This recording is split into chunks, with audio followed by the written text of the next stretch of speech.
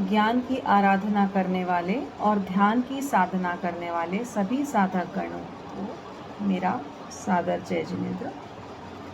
वंदे अरहम, वंदे सच्चम, वंदे गुरुवरम।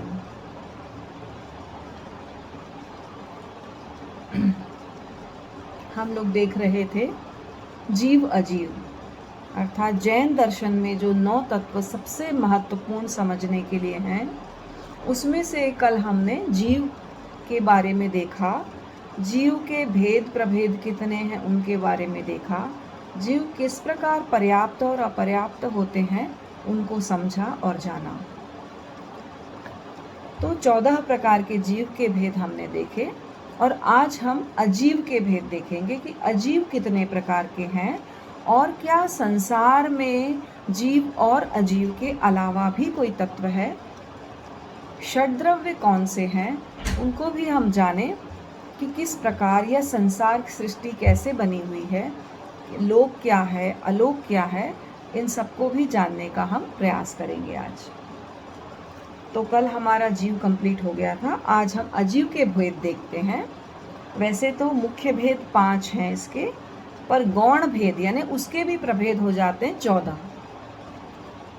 मूल 5 हैं अजीव के भेद, जिसमें है धर्मास्तिकाय, अधर्मास्तिकाय, आकाशास्तिकाय, काल और पुद्गलास्तिकाय।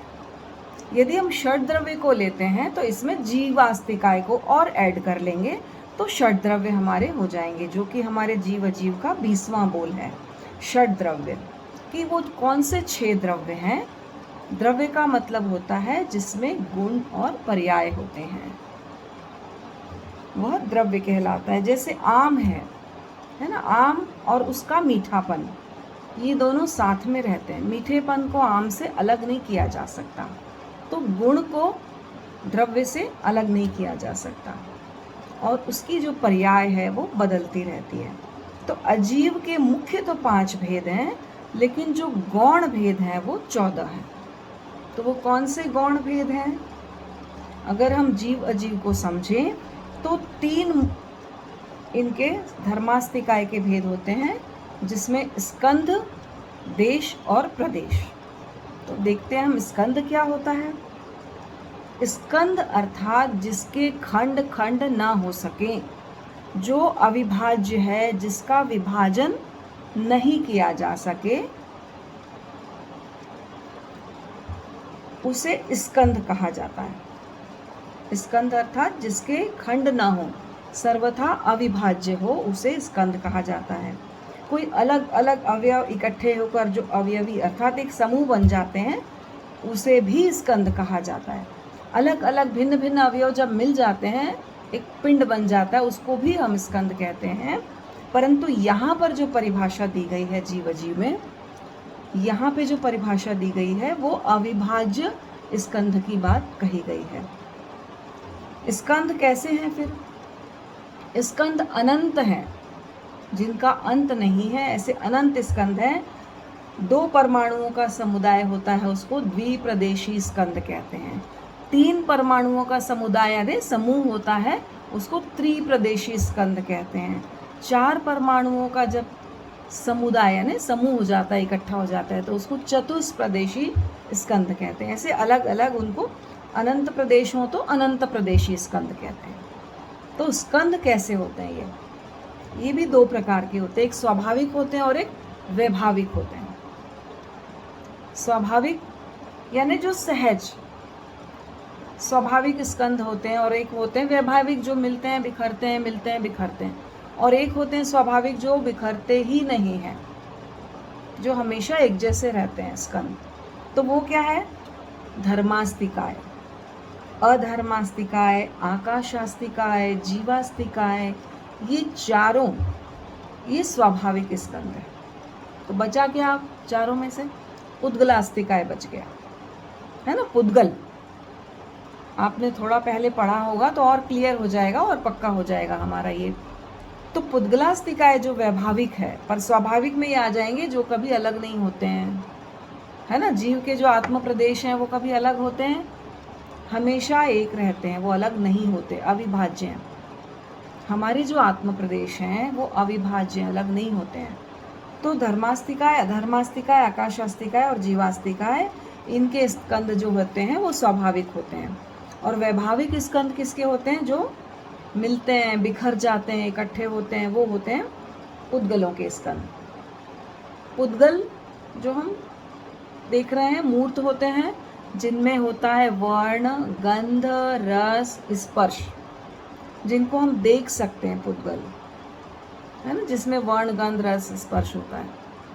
परंतु जब ये सूक्ष्म होते हैं पुद्गल, अति सूक्ष्म होते हैं, तब हम इनको इन आँखों से नहीं देख सकते हैं।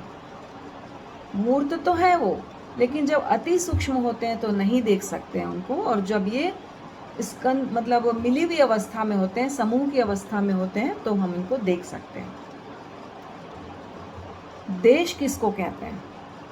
स्कंद, देश, प्रदेश, ये 3 भाग हो गए धर्मास्तिकाय के।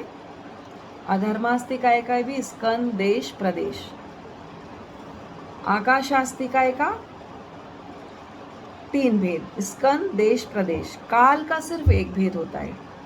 और पुद्गलास्तिकाय के 4 भेद होते हैं। इस प्रकार 14 भेद। तो पुद्गलास्तिकाय के 4 में एक और जुड़ जाता है, स्कंद, देश, प्रदेश और परमाणु। परमाणु जो सबसे छोटा एटम, पर अभी उसमें भी 3 सूक्ष्म भाग हो गए हैं, प्रोटॉन, इलेक्ट्रॉन, न्यूट्रॉन, है ना। पहले परमाणु को ही सबसे सूक्ष्म भाग माना गया था, लेकिन अब उसमें भी 3 भाग हो गए हैं। तो स्कंद, देश, प्रदेश, परमाणु, ये 4 होते हैं उसमें। तो देश क्या है? देश को समझते हैं, स्कंद का बुद्धि कल्पित अंश। स्कंद का जो एक छोटा भाग होता है, अंश होता है स्कंद का, उसको देश कहते हैं। ये और छोटा हो गया। और प्रदेश स्कंद का और भी सूक्ष्म अगर हिस्सा हो जाए, और भी सूक्ष्म, अति सूक्ष्म, उसको प्रदेश कहते हैं। विभिन्न आत्म प्रदेशों से, असंख्य आत्म प्रदेशों से ये बना हुआ है हमारा चेतन। देश और उससे भी छोटा प्रदेश हो गया। फिर परमाणु। परमाणु क्या है? 1 वर्ण, 1 गंध, 1 रस और 2 स्पर्श। शीत उष्ण में से 1, स्निग्ध और रुक्ष में से 1, है ना। या तो वो स्निग्ध होगा, या रूखा होगा, रुक्ष होगा, या गर्म होगा, या ठंडा होगा, उष्ण या शीत होगा। तो परमाणु क्या होता है? 1 वर्ण, 1 गंध, 1 रस और 2 स्पर्श। उसमें से 1 हो गया शीत उष्ण या स्निग्ध और रुक्ष में से 1। प्रदेश और परमाणु एक ही होते हैं, परंतु जब स्कंद के संलग्न रहते हैं तो उसे प्रदेश, और स्कंद से जब अलग हो जाते हैं तो उसको परमाणु कहते हैं। थोड़ा सा डिफिकल्ट है जीव के बारे में, लेकिन 1-2 बार पढ़ेंगे तो आ जाएगा, क्लियर हो जाएगा। अब कहते हैं कि इनके गुण क्या हैं आखिर। जो अजीव तत्व ये हैं 5 हमारे पास, इनके गुण क्या हैं, इनके कार्य क्या है, ये करते क्या है। तो सबसे पहले हम लेते हैं धर्मास्तिकाय। नाम बहुत बार सुना होगा जिन्होंने भी जैन तत्वज्ञान, जैन दर्शन पढ़ा हो, 9 वर्ष की एग्ज़ाम दी हो, है ना। धर्मास्तिकाय, अधर्मास्तिकाय।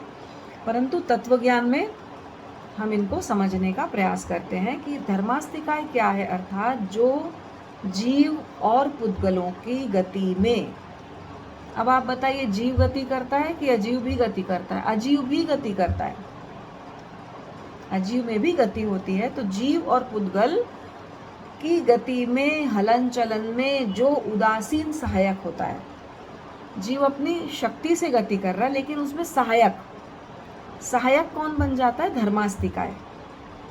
उसे धर्मास्तिकाय। जैसे मछली अगर चलती है, तैरती है पानी में, तो जल उसका सहायक तत्व है ना। जल सहायक तत्व है। तो धर्मास्तिकाय के कारण गति उसमें होती है।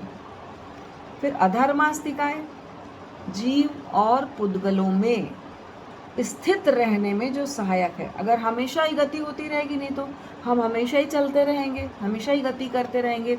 पर अगर हम स्थिर बैठे हैं, हम ध्यान कर रहे हैं, हम स्थिरता से बैठे हैं, तो वो किसके कारण है? वो अधर्मास्तिकाय के कारण है। तो ये जो है अधर्मास्तिकाय वो स्थिर रहने में सहायक होता है, किसको? जीव को भी अजीव को भी। तो आकाशास्तिकाय क्या काम करता है? आकाशास्तिकाय जिसमें जीव और पुद्गल आदि द्रव्यों को रहने के लिए स्थान देता है, आश्रय देता है, अवकाश देता है, वह आकाशास्तिकाय। अब रहने के लिए स्थान भी तो चाहिए पूरे लोक में, और आकाशास्तिकाय कहाँ पर है? लोक और अलोक दोनों में है। लोक में भी है, जो हमने छोटा सा एक पिक्चर देखा था लोक का, जैन प्रतीक चिन्ह, वो लोक में भी है और अलोक में भी है। पर अलोक में धर्मास्तिकाय अधर्मास्तिकाय नहीं है, इसलिए वहाँ गति और स्थिरता की कोई बात नहीं है। लोक में ही गति और स्थिरता की बात है। अब चौथा हम देखते हैं तत्व क्या है, वो है काल। काल मतलब समय। सबसे छोटा जो पार्ट होता है वो समय होता है। एक आँख झपकते हैं हम, उसमें अनंत समय बीत जाते हैं, इतने समय बीत जाते हैं उसमें। सबसे सूक्ष्म जो है वो काल का हिस्सा है। तो ये काल क्या है? काल्पनिक द्रव्य। ये सिर्फ मनुष्य लोक में अढ़ाई द्वीप जो हमने सुना है, जो अढ़ाई द्वीप है जिसमें जम्बू द्वीप, पुष्कर द्वीप और घातकी खंड है ना, ये तीनों आते हैं, वो अढ़ाई द्वीप में ही काल है। सूर्य चंद्र तारे नक्षत्र से इनकी हम गणना करते हैं। ये भी शुक्ल पक्ष है, अभी कृष्ण पक्ष है, अभी ये तिथि है, ये सब काल्पनिक द्रव्य हैं और सूर्य चंद्रमा की गतिविधि के आधार पर उसकी कल्पना की गई है। और काल का विभाग नहीं होता, स्कंद देश प्रदेश जैसा विभाग नहीं होता, इसलिए काल को सिर्फ एक ही कहा गया है। समय उत्पन्न होता है, चला जाता है, उत्पन्न होने वाला है, मतलब भूत भविष्य और वर्तमान है ना। जो अनुत्पन्न है उत्पन्न नहीं हुआ, उत्पन्न नहीं हुआ, और जो वर्तमान है और जो पीछे बीत गया है। तो भूत भविष्य और वर्तमान, ये तीन इसके विभाग करते हैं हम। फिर आता है पुद्गलास्तिकाय। जैन दर्शन में पुद्गल कहा गया है, ये टेक्नोलॉजी है, पुद्गल टेक्निकल वर्ड है पुद्गल। तो पुद्गल वो होता है जिसमें क्या होता है? वर्ण, गंध, रस, स्पर्श, उसको पुद्गलास्तिकाय कहते हैं। ये इसकी विशेषता है। तो इसको हम अगर डिटेल में समझें तो आप 20वें बोल में जाएंगे, जीव अजीव, जो आचार्य महाप्रज्ञ जी की लिखी हुई किताब है, और बहुत पुरानी किताब है, ये 50 साल से ऊपर हो गया होगा इस बुक को। हम लोग जब बचपन में थे छोटे छोटे, तब इसके बोल याद करते थे, छोटे छोटे थे और बोल उस समय कंठस्थ कर लिया, तो आज बहुत सुविधा हो जाती है पढ़ाने के लिए, हर चीज़ अब मुँह ज़बानी याद रहती है। तो 20वें बोल में अगर आप डिटेल में जाना चाहें धर्मास्तिकाय अधर्मास्तिकाय के, तो और भी अधिक डिटेल समझ सकते हैं इसको। तो षड द्रव्य है वहाँ पर कि 20वां बोल में षड द्रव्य, उसमें जीवास्तिकाय को भी ले लिया गया है। अजीव की परिभाषा में लेंगे तो 5 लेंगे, और जीवास्तिकाय लेंगे तो षड द्रव्य हो जाएगा हमारा। तो द्रव्य जिसमें गुण और पर्याय होते हैं, छोटी छोटी परिभाषाएं याद कर लेंगे तो हमको बहुत क्लियरिटी हो जाएगी। तो द्रव्य क्या है? गुण और पर्याय जिसमें होते हैं वह द्रव्य होता है। वो गुण द्रव्य से कभी भी अलग नहीं होता। जैसे आम से आम में मीठापन, वो अलग नहीं होता। जैसे सोना है ना, सोना पर्याय बदलते रहता है, कभी चूड़ी बनेगी, कभी अंगूठी बनेगी, कभी हार बनेगा, कभी गले की चेन बनेगी, लेकिन सोना सोना ही रहता है। तो सोना को द्रव्य मान ले तो ये जो पर्याय हैं उसका रूप है वो बदलता रहता है।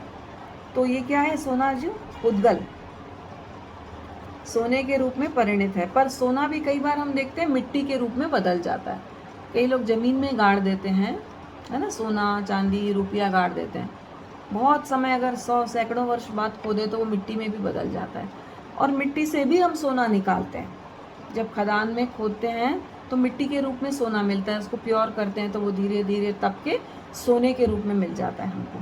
तो ये जो है परिणति होती रहती है आपस में, इनकी नया रूप धारण करते रहते हैं। और पर वो कितना भी बारीक हो जाए, सूक्ष्म हो जाए, मिट्टी में हो जाए, बदल जाए, पर उसका जो पुद्गल का जो स्वरूप है ना, उसमें वर्ण, गंध, रूप, रस रहता ही है, वो नहीं बदलता, है ना। तो जो भी पुद्गल है, चाहे किसी भी फॉर्म में हो जाए, उसका वर्ण, गंध, रूप, रस वही रहेगा। तो पुद्गल द्रव्य के सिवाय जो शेष द्रव्य हैं वो क्या हैं? अमूर्त हैं, अरूपी हैं, उनका कोई आकार रूप नहीं है, और अरूपी होने के कारण हम उसको देख नहीं सकते। पर पुद्गल चूंकि मूर्त है, मूर्त यानी जो दिखाई देने वाला, अमूर्त यानी जो दिखाई नहीं देता है। पर केवल ज्ञान में क्या होता है? केवली को केवल ज्ञान में मूर्त और अमूर्त सारा कुछ दिखाई देता है, हम लोग को नहीं दिखाई देता। लेकिन जो केवली हैं, आप देखिए, उनको सब चीज़ें केवल ज्ञान में स्पष्ट दृष्टिगोचर होती हैं। तो पुद्गल द्रव्य के सिवाय जो 5 द्रव्य हैं वो सब अमूर्त हैं, अरूपी हैं, दृष्टिगोचर नहीं होते हैं। केवल पुद्गल जो है वो मूर्त है। और सूक्ष्म जो है परमाणु, उसको हम शक्तिशाली यंत्रों की सहायता से कुछ तो देख सकते हैं, पर कुछ अति सूक्ष्म है, उनको हम देख भी नहीं सकते। तो वास्तव में वो अनंत प्रदेशी स्कंध है, जिसको हम सूक्ष्मदर्शी से देखते हैं। एकदम सूक्ष्म, अति सूक्ष्म को हम नहीं देख पाते। तो द्रव्य क्या है, गुण क्या है, क्षेत्र क्या है, काल क्या है, भाव क्या है, ये सब उसके लक्षण इसमें दिखाए गए हैं कि कौन सा गतिशील है, धर्मास्तिका है, धर्मास्तिका है, को इसमें पूरा वर्णन किया गया है इसमें। तो ये बहुत डिटेल में जाने की भी इतनी ज़रूरत नहीं है, हम संक्षेप में इसको समझ लेते हैं। तो आकाशास्तिका है, ये सब संक्षेप में बता दिया मैंने। काल क्या है, मुहूर्त, दिन, रात, पक्ष, मास, ये सब हम काल की गणना करते हैं। मैं काल का एक आपको चार्ट है वो बताती हूँ, वो ताकि हमको पता चले वो क्या है, कैसे वो बढ़ रहा है। पल्योपम, सागरोपम की बात सुनते हैं हम ना देवलोक में। भाई देवलोक में अभी कल हमारा एक श्वास पे एक लेक्चर हो रहा था, बहुत सुंदर था। उसमें बताया गया है कि मनुष्य जो है वो अपनी श्वास को दीर्घ और, है ना, स्मॉल कर सकता है। बाकी कोई भी जीव, चाहे देवता भी क्यों ना हो, वो अपनी श्वास को अपने अकॉर्डिंग छोटा या लंबा नहीं कर सकते। जो 33 सागरोपम आयु के देव हैं, वो 33 दिन में एक श्वास लेते हैं। 33 सागरोपम की जो आयु रहती है, वो 33 दिन में एक श्वास लेते हैं, और 10,000 वर्ष वाले 10 दिन में एक श्वास लेते हैं। आप सोचिए, और वो छोटा बड़ा नहीं कर सकते, क्योंकि उनकी अकाल मृत्यु होती नहीं है। वो जितना उनका आयु है उतना भोगते ही भोगते हैं। हमारी उम्र कोई कह नहीं सकता कि 100 साल है या 60 साल है या 70 साल है, क्योंकि हम अपनी इच्छा से अपनी श्वास को दीर्घ कर सकते हैं, छोटा कर सकते हैं। जब हम प्राणायाम करते हैं तो श्वास संयम भी करते हैं। श्वास को लिया, रोका, फिर छोड़ा, फिर रोका। तो इस तरह हम 1 मिनट में 4 श्वास भी ले सकते हैं। जनरली जो हमारी श्वास रहती है वो 1 मिनट में 15-17 रहती है। पर अगर संयम के साथ श्वास का प्रयोग करें तो हमारी 8-10 श्वास हो जाती है, 8-10। और अगर रोक के और प्रयोग करके करें, अपने प्रयत्न पूर्वक करें, तो 4 श्वास भी हो जाती है। पर कुछ लोग हैं वो 1 श्वास भी लेते हैं, 1 मिनट में 1 श्वास। तो जितना हम श्वास को दीर्घ करते हैं उतना ही हमारी आयु बढ़ती, क्योंकि हमारी आयुष्य कर्म की जो रचना है, आयुष्य जो कर्म है हमारा श्वास के आधार पे, कि हमको इतने 1000 या इतने लाख श्वास लेना है। अब हम उसको चाहें तो जल्दी जल्दी ले लें, चाहे तो आराम से ले लें, धीरे धीरे। मतलब अपना आयुष्य श्वास के आधार पर टिका हुआ है। तो इसमें जो आयुष्य का जो विभाग, ये जो काल के जो विभाग है, तो वो मैं आपको बता दूं, ये समझने के लिए थोड़ा सा। काल का जो अविभाज्य काल है, जिसको और नहीं छोटा किया जा सकता, वो है समय। सबसे छोटा जो काल है वो समय है। और असंख्य समय मिलते हैं तो बनता है एक आवलिका। आपने सुना होगा ना, आवलिका। ये पुराने जो समय में ऐसी गणना होती थी। तो असंख्य समय मिलके आवलिका, और 256 आवलिका का होता है एक क्षुल्लक भाव। जो सबसे छोटा आयु का जीव होता है ना, क्षुल्लक, सबसे कम आयु का जीव होता है छोटा 256 आवलिका से एक क्षुल्लक भाव बनता है। और एक क्षुल्लक भाव, एक उच्छ्वास निश्वास जब हम श्वास प्रश्वास लेते हैं ना, उसमें 17 बार वो जीव मरता है और जन्म लेता है। सबसे छोटी आयु का जो जीव है वो हमारे एक श्वास में इतनी बार 17 बार मरता है। 17 क्षुल्लक भाव, उसको बोलते हैं एक प्राण। 17 क्षुल्लक भाव हो गए तो एक प्राण। मैं आपको फोटो भेज दूंगी इसका। और एक श्वासोच्छ्वास या एक प्राण हो गया वो। 7 प्राण मिलते हैं तो बनता है एक स्तोक। ये काल की बात कर रहे हैं, एक स्तोक बनता है। और 7 स्तोक मिलके बनता है एक लव। और 38.5 लव मिलके एक घड़ी। घड़ी तो समझते होंगे ना, 2 घड़ी की सामायिक होती है। 2 घड़ी 48 मिनट, है ना। तो एक घड़ी कितना होता है? 24 मिनट। और उसमें होते हैं 38.5 लव। 77 लव की होती है 2 घड़ी, उसमें हो जाते हैं 65,536 क्षुल्लक भाव होते हैं 2 घड़ी में, है ना। फिर होता है 30 मुहूर्त का एक दिन रात। 30 मुहूर्त का एक दिन रात हो गया। 15 दिन का एक पक्ष, ये तो आगे का पता ही होगा। 2 पक्ष यानी 2 पक्ष बीत जाए तो होता है एक मास। 15 दिन हो गया ना, एक पक्ष में 15 दिन, तो 2 पक्ष बीत गए तो एक मास हो गया। 2 मास मतलब एक ऋतु। 6 ऋतुएं आती है। हमको जनरली गर्मी सर्दी बारिश 3 का ही बोलते हैं, लेकिन 6 ऋतुएं होती हैं। 2-2 महीने की एक हो गई तो 2 मास की एक ऋतु। 3 ऋतु से बनता है एक अयन। और 5 साल से बनता है एक युग।